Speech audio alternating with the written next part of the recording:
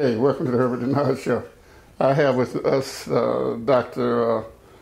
Jerome McClain, the pastor of St. Paul A.M.E. Church in Macon, and his son. Thank you, sir.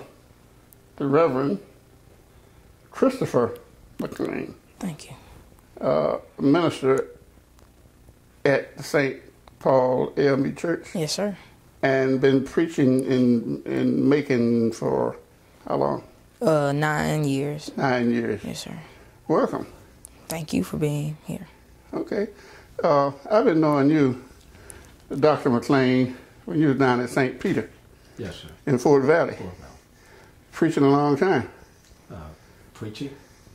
And pastor. This is 42nd year. 42nd year. Ministry.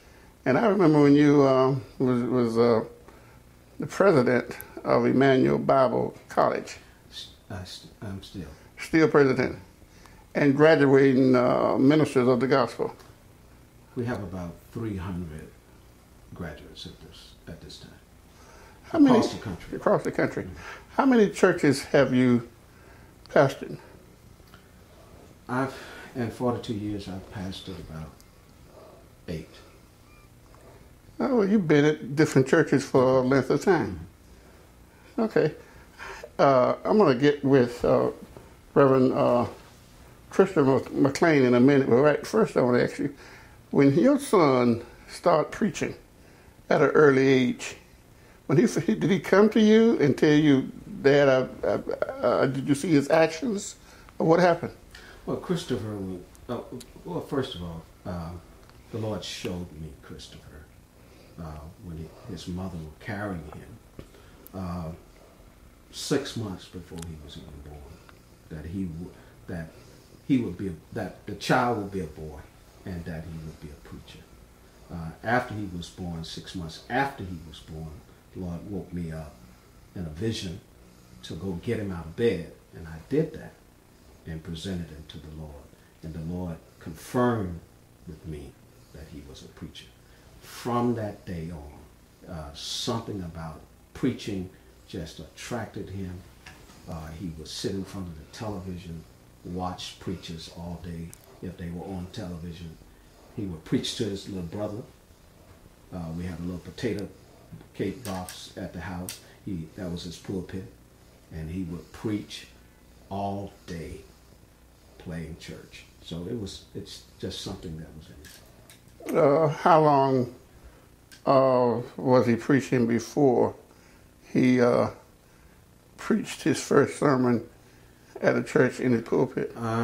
If you would be at the church that I pastored, they would tell you, thank God for that type of church that allowed him to, even if it was mimicking or his father or preaching along with his dad, they didn't bother him. He was doing that when he was about 2 years old. He would repeat what I would say and turn around to the congregation and tell them. And he would open his Bible and he would preach. As soon as church was over, he would run up to the pulpit and grab the mic and go to preaching. Tell us about that, Reverend Christopher McClain, your first experience at preaching. When I first started, it was just something that inside of me that I always had wanted to preach. It was not anybody forcing me or making me, but I'm the one who asked my dad that, Daddy, I want to preach. I asked him to let me preach, and he kept acting like he was going to put it off. I asked him again and asked him again, and then finally one Sunday he let me preach. And that Sunday, when I finally stood up, it was like the Lord just took control. And you just preached a sermon about Jesus? I preached a sermon about what are you in? Are you in God or are you in sin? And that sermon dealt with how you're living your life and what you're dealing with in life. And have you made up your mind about what you are living your life? Are you living it with God or without God? And how long did the sermon last?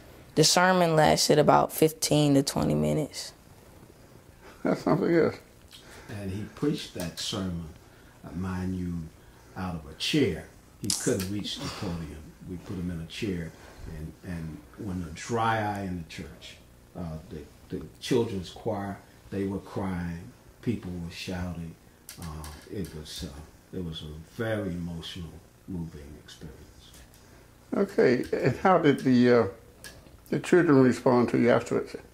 Everybody was spirit-filled on that day, that everybody was coming and talking how that sermon had ministered to them and how that they had felt the Spirit moving in that day, and how that all the young people there, that everything that had taken place, that the Lord had been praised on that day, that we had a good time in church giving God the praise for what had gone on and what had conspired on that Sunday.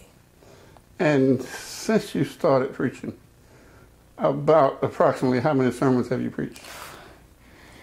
Since that day, I've probably preached probably at least maybe 200 sermons since then. 200 sermons? Absolutely.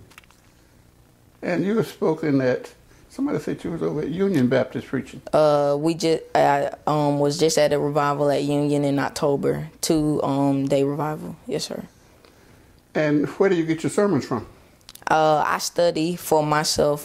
He doesn't have to make me study. As soon as I get home, if I know, he'll tell me I'll have an engagement, and then I know what I have to do to prepare myself. I'll go in my room and study, cut the TV off, go in there and meditate in the Bible, look up the sermon that I'm going to preach, and let God tell me what he wants me to say, and then I will study the word for myself. That's amazing. And without I know your father have to give you some pointers, don't he? If I have a question, he'll answer my question, but other than that, not really. Where do you get your text from? The text, I'll usually look up certain passages of scripture about a healing or a miracle that took place in the Bible, and then I'll try to relate it to modern day times. How we can learn and live from this passage of scripture, that people will actually get something and be able to benefit from this sermon. And your sermons, I know your father's a preacher, one of the best preachers in this area, but he teach preachers how to preach. Yes. He's the pastor, and he's the president of Emmanuel Bible College, I think that's the name of it. And I've been by there when he was down on, I think it was 2nd Street or 3rd Street. And I've watched him on occasion teach preachers how to preach.